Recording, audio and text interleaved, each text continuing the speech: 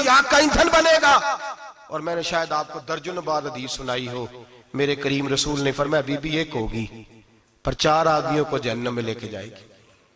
یا رسول اللہ کس کو؟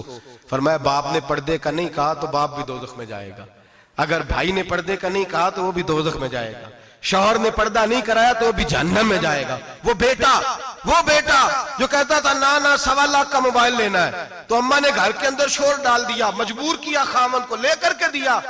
اس بیٹے سے پوچھا جائے گا تو ساری ضدیں اماں سے منواتا تھا, یہ تو نے کیوں نہیں کہا پردہ کر لے؟ اور اب تو بی بی ذرا 40 سال کی ہوتی ہے تو کہتے ہیں میری خیر ہے, میں بوڑھی ہو گئی ہوں, میری خیر ہے, روٹیاں ساری کھاتی ہوں, باقی سارے کاموں میں جوانوں کی طرح ہوں, پردہ نہیں میں نے کرنا, میری خیر ہے. فلانا تو میرے بیٹے کی طرح. ظلم کی حد ہے, ظلم کی حد. کزن ایک دوسرے سے ہاتھ ملاتے, کزن, وہ کس مصیبت کا نام ہے؟ کہتے ہیں یہ بھائی ہے. او بھائی یہ بھائی ہوتا تو اس سے نکاح ناجائز ہوتا. اب چونکہ اللہ نے اس کے ساتھ نکاح کو حرام رکھا ہے تو یہ تمہارا بھائی ہو سکتا؟ میرے رسول کریم صلی اللہ علیہ وسلم نے فرمایا سور نجس العین ہے. کتا بالکل ناپاک نہیں ہوتا, کتا بھیگ جائے تو بعد اوقات ناپاک ہوتا ہے, یا کتے کے منہ سے تھوک نکلے تو ناپاک ہوتی ہے. سور نجس العین ہے, پورا ناپاک, خشک بھی ہو تو ناپاک ہے. میرے حبیب پاک علیہ السلام نے فرمایا ایک سور ہو وہ پہلے ہی ناپاک, اور دوسرا پھر وہ سور گند میں لپٹا ہوا ہو, غلاظت اس سور کو لگی ہوئی ہو. فرمایا ایک تو سور جو نجس العین ہے اور پھر وہ گند میں لپٹ جائے, غلاظت میں بھر جائے, اس کے پورے وجود کو گندگی لگ جائے. فرمایا وہ سور گندگی اور غلاظت میں لپٹا ہوا تیرے جسم سے لگ جائے تو اتنا برا نہیں جتنا غیر محرم عورت کا وجود تیرے وجود سے لگ جائے تو برا ہے. کس قدر تفصیل دی, کہاں سے بات شروع کی اور کہاں میرے نبی نے سکھائی. کزن ہاتھ ملا رہی ہے, کزن کے ساتھ بازار جایا جا رہا ہے, کزن کے ساتھ فلاں کام ہو رہا ہے, کزن کو چچا کا بیٹا بھائی ہوتا ہے. اگر یہ سگا بھائی ہوتا تو اس کے ساتھ نکاح ناجائز ہوتا. خدا را آ جاؤ, لوٹ آؤ, واپس پلٹو دین کی طرف, لوٹو اس تباہی سے نکلو. یہ جو آگ ہے, یہ جو بے سکونی ہے, یہ جو تماشا ہے, یہ لاکھوں کمانے کے باوجود جو بے برکتی ہے, یہ بڑی بڑی فوجوں کے باوجود جو روز میتیں اٹھتی ہیں, یہ جو روز جنازے پڑے جاتے ہیں, یہ جو روز بیٹیاں بیوہ ہوتی ہیں, یہ جو روز ماؤں کے سہاگ لٹتے ہیں, یہ ہماری نافرمانیاں ہیں. ہم دین کے معاملے میں ہم لوگوں نے نرمی شروع کر دی ہے, ہم اللہ اور اس کے رسول سے بغاوت کرنے لگے ہیں. میرے حبیب کریم سید عالم نور مجسم شفیع معظم صلی اللہ علیہ وسلم نے فرمایا زنا صرف شرمگاہ کا نہیں ہوتا. حضور نے فرمایا آنکھیں بھی زانی ہوتی ہیں, کان بھی زانی ہوتے ہیں, زبان بھی زانی ہوتی ہے. بخاری مسلم دونوں میں موجود ہے. صحابہ نے عرض کی حضور زبان کیسے زانی ہوتی ہے؟ فرمایا جو نماز کے باوجود گند بولتا ہے, غلیظ گفتگو کرتا ہے, وہ زبان کا زانی ہے. اور فرمایا جو روز گند دیکھتا ہے وہ جتنی مرضی تہجدیں پڑھے وہ آنکھ کا زانی ہے. اور جو گندی باتوں میں لذت محسوس کر کے سنتا ہے وہ جتنا مرضی روز اٹھ کے مسجد میں جھاڑو دے وہ کانوں کا زانی ہے. میرے نبی نے فرمایا آنکھ کا زنا بھی چھوڑ دو, کان کا زنا بھی, بولیے کان کا زنا بھی, زبان کا زنا بھی. مسند امام احمد بن حنبل اٹھائیے. ایک صحابی نے عرض کی حضور نماز میں دل نہیں لگتا, میرا قرآن پاک میں دل نہیں لگتا, درود و سلام میں دل نہیں لگتا. آمینہ کے معصوم لال نے کیا جواب دیا؟ حضور نے فرمایا جا اپنی نظر جا کے پاک کر لے, اللہ کے نبی کا وعدہ ہے تیرا سجدے میں دل لگنے لگ جائے گا. جا اپنی آنکھ کو طہارت دے, وضو کرا, نظروں کو پاک کر, اللہ کے رسول کا وعدہ ہے تیرا قرآن پاک میں دل لگے گا.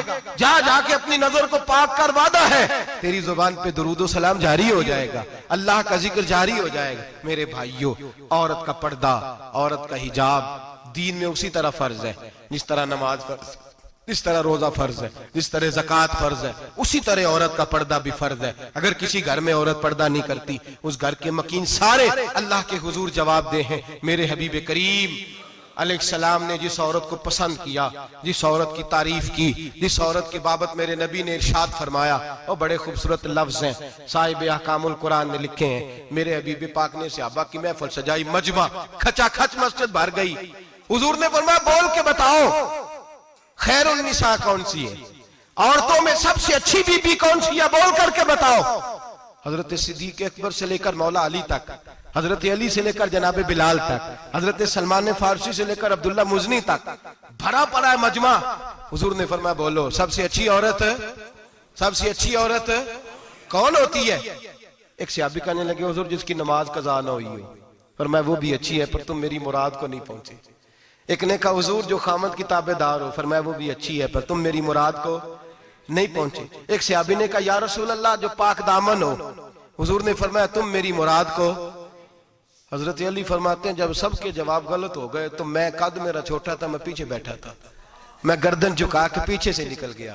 سیدہ طیبہ طاہرہ حضرت فاطمہ الزہرا رضی اللہ تعالی فرماتے ہیں بی بی صاحب کے پاس پہنچا۔ میں نے کہا فاطمہ حضور نے سوال کیا ہے۔ تو حضرت فاطمہ بھی گویا مسکرا کے کہنے لگی علم کے شہر کے دروازے تو آپ ہی ہیں، تو آپ یہاں آ گئے۔ کہا حضور نے سوال کیا ہے اور مجھ سے لے کر ابو بکر عمر عثمان غنی تمام کو کسی کو جواب نہیں آیا۔ حضور نے پوچھا بہترین عورت کون ہوتی ہے؟ بہترین خیر النساء، بہترین بی بی کون ہوتی ہے؟ تو حضرت سیدہ فاطمہ کہنے لگی علی بڑی سادی سی بات تھی، سادی سی بات تھی، سمجھ نہیں آئی؟ کہ فاطمہ بتلا دو اتنی سادی ہے تو۔ حضرت فاطمہ کہنے لگی سب سے بہترین عورت وہ ہوتی ہے نہ کبھی غیر محرم نے وہ بی بی دیکھی ہو۔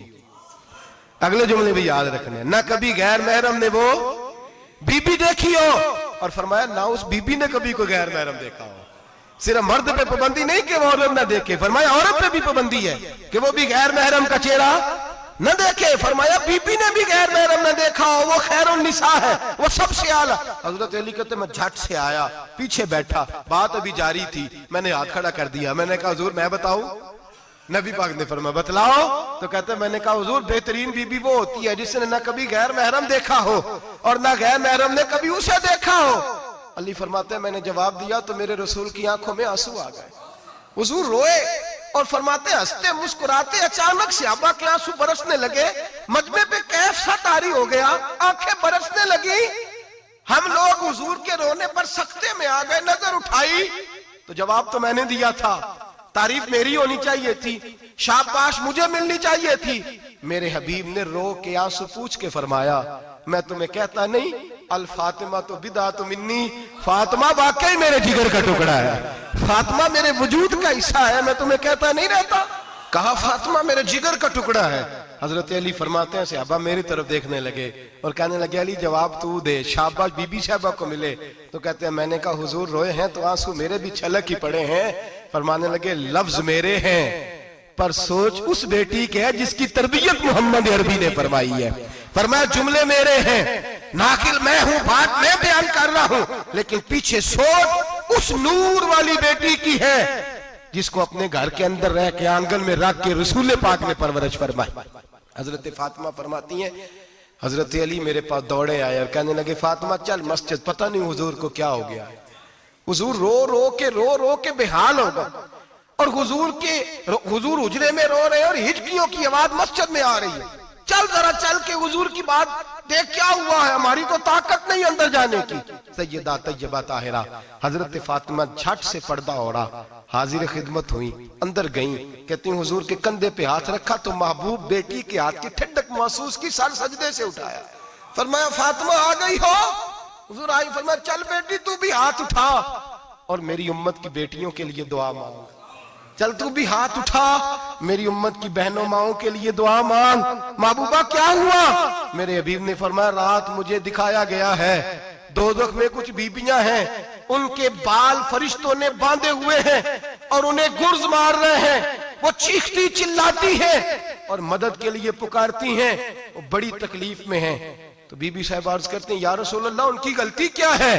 تو میرے نبی نے فرمایا وہ باریک دوپٹہ اوڑھتی تھی، وہ باریک دوپٹہ اوڑھتی تھی، ان کے بال چمکتے تھے، غیر محرموں کی نظر پڑتی تھی، انہیں دوزخ میں سزا ملے گی، وہ چلائیں گی چیخیں گی، ان کی مدد کو کوئی نہیں پہنچے گا، چل تو ہاتھ اٹھا دعا مانگ۔ حضرت فاطمہ امت کو پیغام دیتی ہیں پردہ اوڑھ لو، حجاب میں آ جاؤ، اپنے آپ کو رسول اللہ کی بارگاہ میں جھکا دو۔ میرے بھائی آج دن بدن جیسے جیسے لوگ کہتے ہیں ڈگریاں بڑھ گئیں، لیکن اس کے ساتھ ساتھ بیویوں کا حجاب اتر گیا، سڑکیں بھی بھر گئیں۔ میرے بھائی ہر محکمے میں عورتیں بیٹھ گئیں، ہر جگہ بیویاں آ گئیں، بینک میں عورتیں آ گئیں، پلازوں میں عورتیں آ گئیں، دفاتر میں عورتیں آ گئیں، جگہ جگہ جگہ جگہ گناہ کے یہ اڈے قائم ہو گئے۔ حبیب کریم سید عالم نور مجسم شفیع معظم صلی اللہ تعالی علیہ وسلم نے فرمایا جب بی بی گھر سے نکلتی ہے شیطان اسے تاڑتا ہے، وسوسہ اندوزی کرتا ہے، عورت نازک ہوتی ہے، عقل کی عادی ہوتی ہے،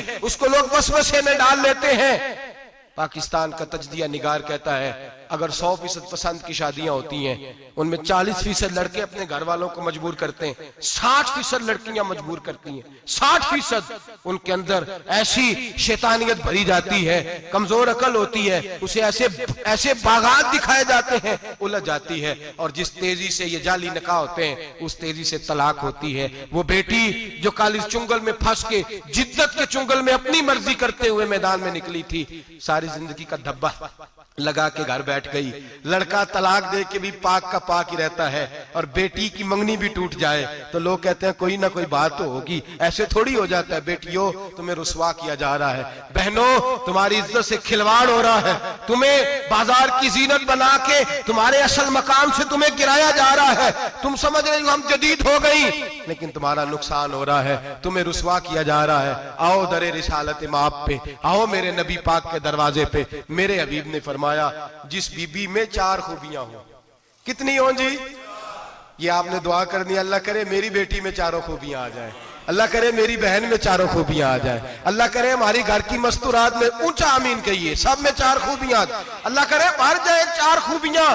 میرے حبیب نے فرمایا جو بی بی ضروریات دین کا علم جانتی ہو، دوسری خوبی اس بی بی کے اندر یہ ہو کہ وہ بی بی اپنے خامن کو راضی کرنے والی ہو، تیسرا فرمایا اس بی بی میں خوبی یہ ہو کہ اللہ کے محرمات کا خیال رکھتی ہو، حرام میں نہ پڑتی ہو، چوتھا فرمایا پردے کی پابند ہو۔ فرمایا جیسے ہی وہ مرتی ہے عرش کا مالک اس سے حساب ہی نہیں لیتا، اسے بغیر حساب کتاب ہی جنت عطا فرما دیتا ہے۔ جو پردے کی پابند ہو، خامد راضی ہو، محرمات سے بچتی ہو، فرمایا وہ بی بی اللہ تبارک و تعالیٰ اس سے کوئی حساب کتاب بغیر حساب کے اللہ اس کو جنت میں داخل کر دیں گے۔ رب حساب نہیں پوچھے گا۔ اللہ کرے میری بیٹی بھی بغیر حساب جنت جائے، مائیں بہن بیویاں بغیر حساب جنت میں جائیں۔ اللہ کرے ہم سب کے گھروں میں جتنی عورتیں ہیں ان سے کوئی حساب نہ لیا جائے، بغیر حساب ہی جنت میں جائیں۔ پھر انہیں پردے کا پابند کرو، پھر انہیں شوہر کی تعظیم سکھاؤ، پھر انہیں حرام سے بچنا سکھاؤ، پھر انہیں رسول اللہ صلی اللہ علیہ وسلم کی بیٹی کا اسوہ نور سکھاؤ، پھر انہیں حضرت عائشہ کی سیرت پڑھاؤ، پھر حضرت خدیجہ الکبریٰ کا طریقہ بتلاؤ، پھر انہیں رسول اللہ کی کنیزائیں بناؤ۔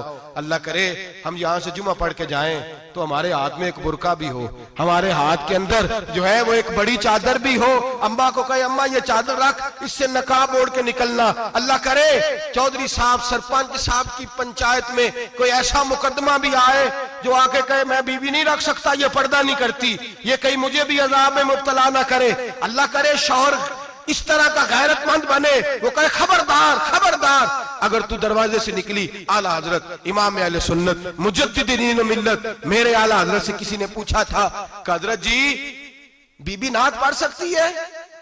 فتاوی رضویہ کی 14ویں جلد، بی بی میلاد پڑھ سکتی ہے؟ میلاد؟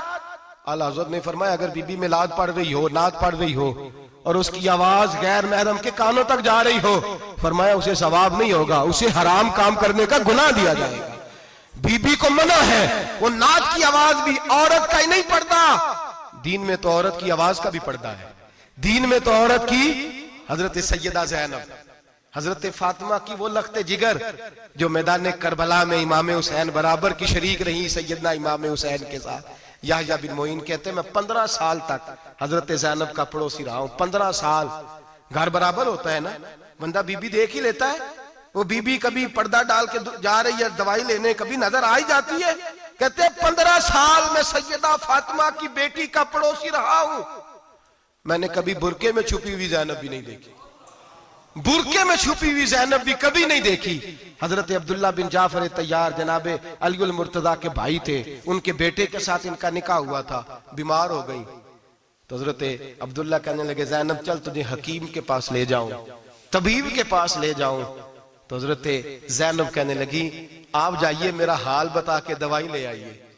تو حضرت عبداللہ جعفر طیار کہنے لگے شریعت میں گنجائش ہے ڈاکٹر کے پاس جانے، حکیم کے پاس جانے کی گنجائش ہے، تو چلتی کیوں نہیں؟